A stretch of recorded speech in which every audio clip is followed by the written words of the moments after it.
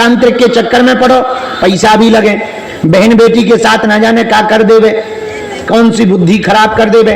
कई बेटियां हमने ऐसे करवाई, हम गुवाहाटी उतरे, गुवाहाटी से उन्होंने कार करवाई, कार के द्वारा शायद 70-80 किलोमीटर रहा होगा, अब 100 रहा होगा, ऐसा हमें तो ध्यान नहीं। चले बाया कार रात को पहुंचे, उन्हीं के गुरु के घर पे 2 दिन भोजन करते रहे हम, 2 दिन तक उतई नहाते रहे, उतई उनको आशीर्वाद देते रहे, उन्हीं के गुरु जी की पर्चा बना के चले आए।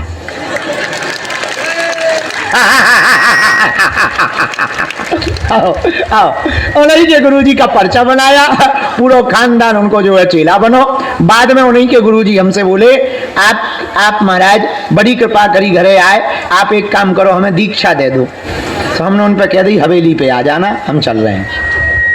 हाँ, लेकिन ये हमारा बल नहीं है, हम आपको जो बताना चाह रहे, तुम हम पे श्रद्धा मत रखना इस बात को सुन करके ना, ये हमारा बल नहीं है, ये श्री भगवान बागेश्वर हनुमान जी महाराज बालाजी महाराज का बल है,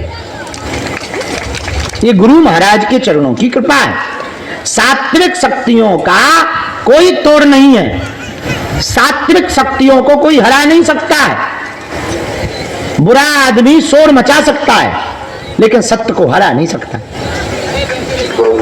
जो गलत आदमी होता है वो ज्यादा जोर जोर से चिल्लाता है, जो सही होता है वो चिल्लाता नहीं है, धीरे से बता देता है। ले चुप के सामने, एक सत्य के सामने 100 झूठ फीके पड़ जाते हैं, वैसे एक गुरु कृपा के सामने करोड़ों भूत प्रेत नतमस्तक हो जाते हैं।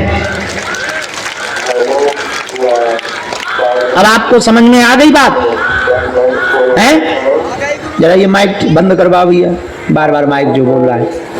तो आज से आपको इस बात का बहुत ध्यान रखना है कि आपके प्रेत अगर आपके ब्रेन को पकड़ रखे हैं तो जो करवा रहा है उससे आपको उल्टा करना है। समझ आ गई बात है?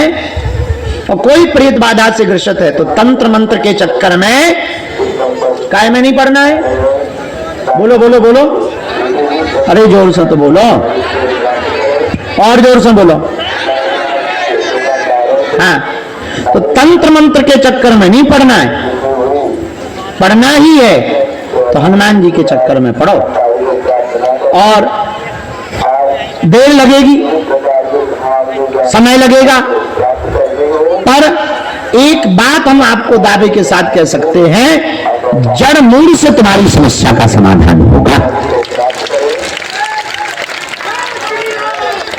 बोलो सीताराम, जोर से बोलो और जोर से बोलो।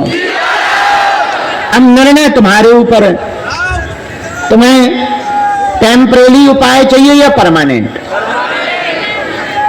परमानेंट एक ही उपाय है, सदा सदा के लिए हनुमान जी के भगत हो जाओ।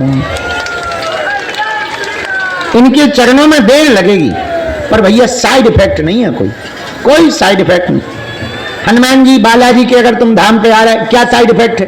बढ़िया भंडारा लो, काऊ तांत्रिक के चक्कर में पड़ो, पैसा भी लगे, बहन बेटी के साथ ना जाने क्या कर देवे, कौन सी बुद्धि खराब कर देवे। कई बेटियां हमने ऐसी, कई माताएं, बुरा न मानना, ये बात माइक से बोलने योग्य नहीं है, व्यभिचार में पड़वा देते हैं।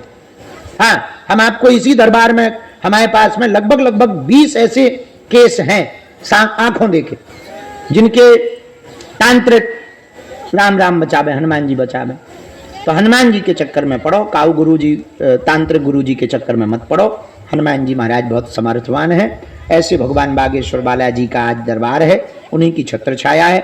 जहाँ सन्यासी बाबा ने प्रेतराज सरकार के पास में तप किया, वहाँ का बहुत ताकत है। सन्यासी बाबा के पास में 46,000 सेना है। अब जितने भी प्रेत रोगी हैं, सब दोनों हाथों की मुट्ठी बांधो, हम दरबार शुरू कर रहे हैं। उन्हें अंग को अंग भंग करके अलग डाल देते, वो जोड़ लेते। मतलब आश्रम था जंगल में, तब मोटे के महावीर शहर नहीं था, जंगल था। हाथ निकाल के ऐसे अलग डाल देते थे, पांव निकाल के अलग डाल देते थे और दिन भर पड़े रहते थे। जब शाम होती थी तो कोई भगत आता था तो कहते थे, बेटा जरा हम हाथ उठा ले आइए, हमें जरा भीतर जाना, हमारा पांव उठा ले, जैसे नट बोल्ट ना हो कस लें।